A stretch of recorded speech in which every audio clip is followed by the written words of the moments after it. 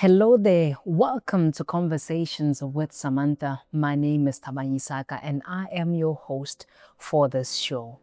Previously on the last episode, we saw another demonstration of Samantha, the conversational engine, helping in a particular use case of an energy organization that oftentimes has customer engagements where they are seeking help with reporting faulty lines or requesting assistance on energy saving techniques.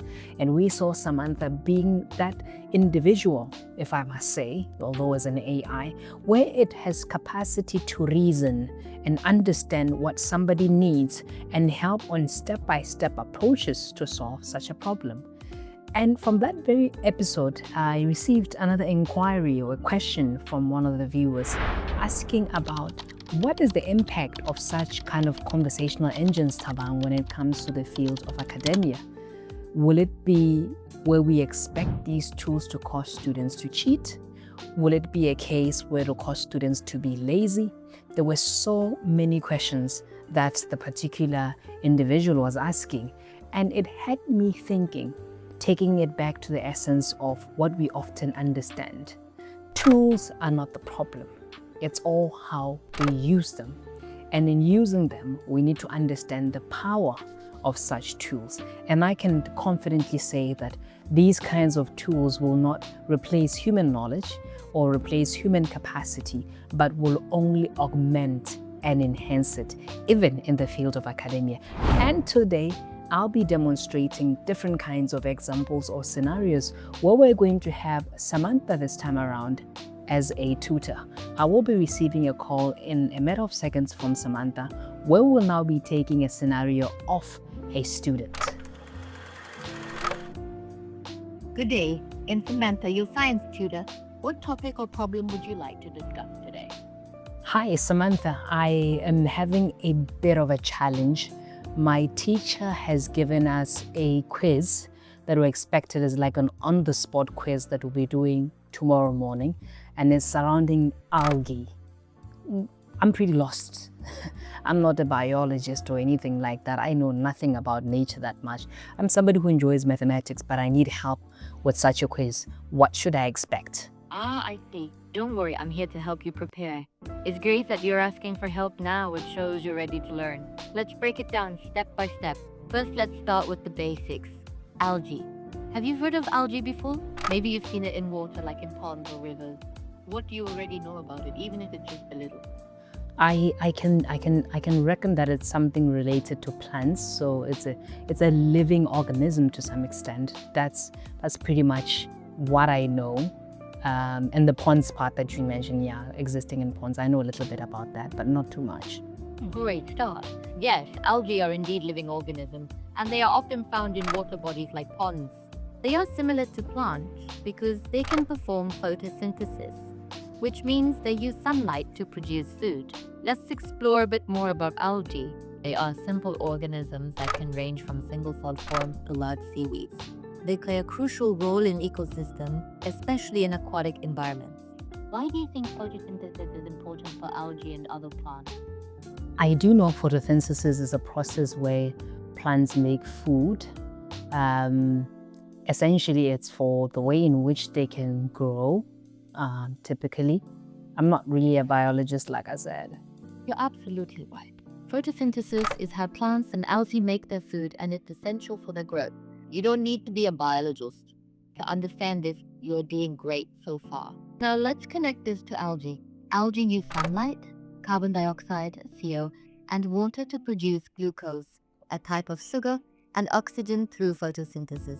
This process not only helps algae grow, but also produces oxygen, which is important for other living organisms, including us.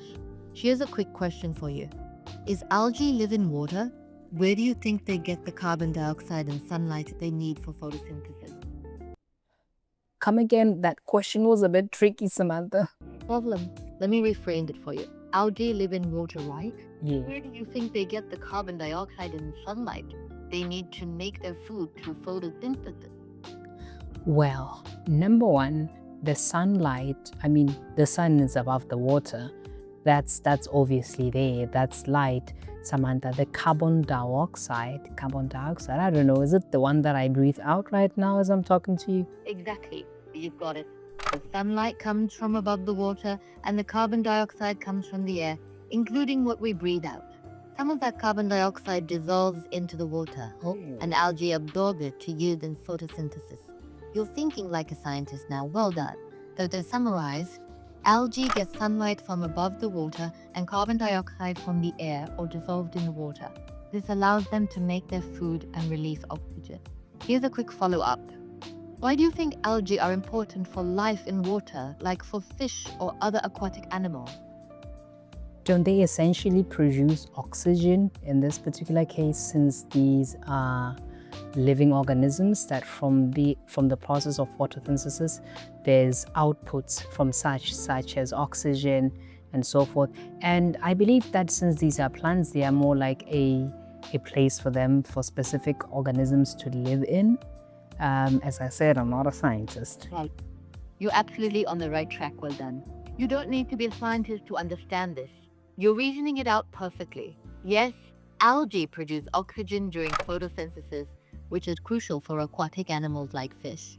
Without algae, there wouldn't be enough oxygen in the water for these animals to survive. You're also correct that algae can provide shelter or even food for some aquatic organisms. For example, small fish or tiny creatures like plankton might live around or feed on algae. So, algae are like the unsung heroes of aquatic ecosystems. They produce oxygen, provide food, and create habitats. Let's do a quick recap. 1. Algae perform photosynthesis using sunlight, carbon dioxide, and water to make food and release oxygen. 2. They are important for aquatic life because they produce oxygen and provide food and shelter. How are you feeling so far? Are you want to dive deeper into any part of this, or should we talk about what else might come up in your quiz?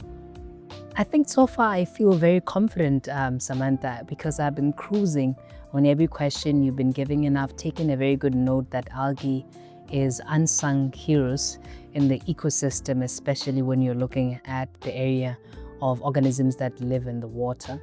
I think I'm pretty good. I can do the rest for myself. That's fantastic to hear. You've done an amazing job, and I can tell you're ready to tackle that quiz tomorrow. You've grasped the key points about algae and their importance in ecosystems. Well done. If you need a quick review later, just remember, algae equals photosynthesis, oxygen production, and support for aquatic life. You got it. Good luck with your quiz tomorrow, and if you ever need help again, I'm just a call away. Kaiya Laboga for learning with me, and all the best. Thank you so much, Samantha. Have a good day. Well, viewers, that's Samantha the tutor doing an astonishing job, guiding a student who's having a quiz surrounding a living organism called algae. The student is panicking, doesn't know the core concepts. Samantha becomes a friendly, associative person, encouraging, and also bringing in the essence that somebody shouldn't doubt whether or not they're a biologist or a scientist, but they are core concepts that you must understand. This is an example of a basic scenario where we're looking at a quiz. Essentially, I'll be very much interested if maybe I know better than Samantha, and we're in a conversation where I really want to understand in granular, controversial and hot topics, maybe a debate-based presentation where as a student I'm getting ready for a debate and I need Samantha to assist me in such a case scenario. I'll be very interested in that one, and I think the best thing is join me on the next episode where we explore a more sophisticated education context where Samantha is going to help a student who is part of a debate team prepare for saying his or her points. Thank you very much, ladies and gentlemen. Have a good day.